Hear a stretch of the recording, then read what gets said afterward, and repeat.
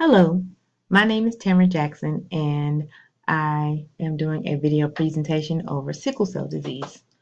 And the reason why I chose sickle cell disease is because I work at a children's hospital and I deal with this disease on a daily basis with my patients. And my daughter was also diagnosed with the disease when she was 6 weeks old. What is sickle cell disease? The term sickle cell disease describes a group of inherited red blood cell disorders. People with sickle cell disease often have abnormal hemoglobin called hemoglobin S or sickle hemoglobin in their red blood cells. Inherited means that the disease is passed by genes from parents to their children. In all forms of sickle cell disease, at least one or two abnormal genes causes a person's body to make hemoglobin S. When a person has two hemoglobin S genes, hemoglobin SS, the disease is called sickle cell anemia. This is the most common and often most severe kind of sickle cell disease.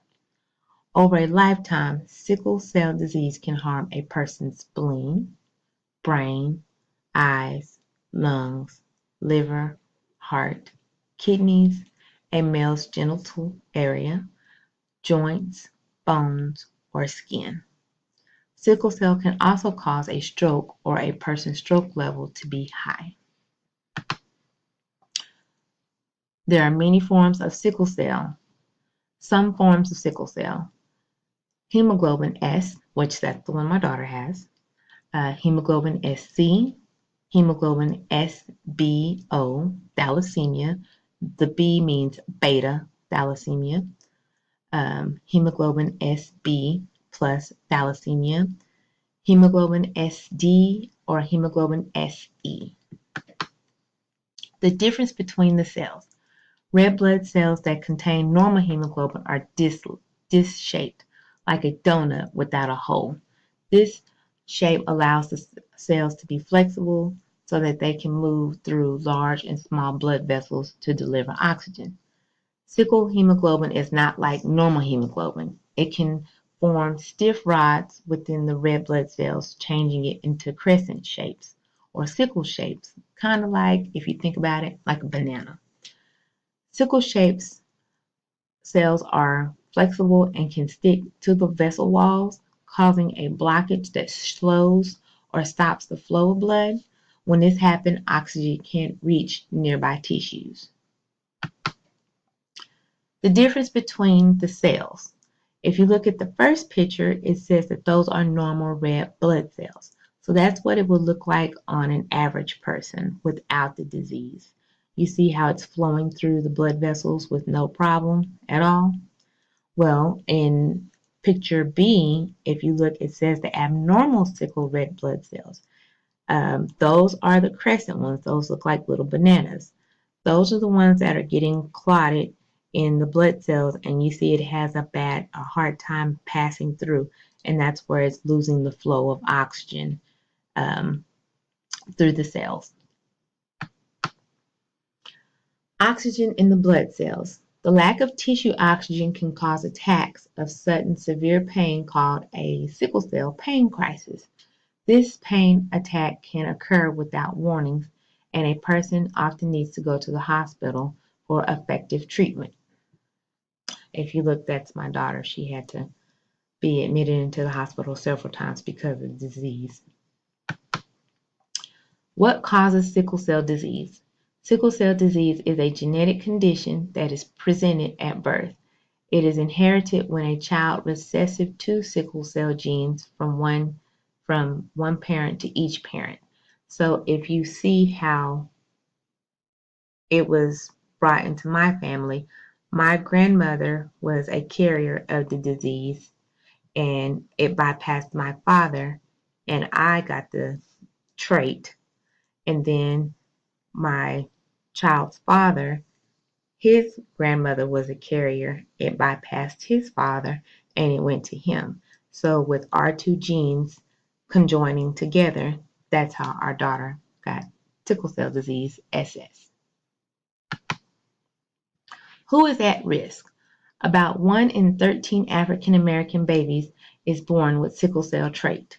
About 1 in every 365 African American children is born with sickle cell disease. There are also many people with the disease who came from Hispanic, Southern European, Middle Eastern, or Asian Indian backgrounds. Approximately 100,000 people, Americans, have sickle cell disease. Diagnosis.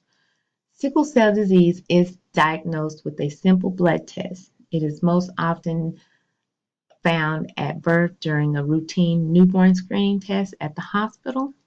In addition, sickle cell disease can be diagnosed before birth.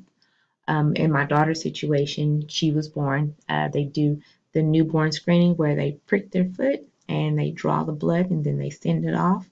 Normally, if you don't get a letter in the mail, that means your child is perfectly fine.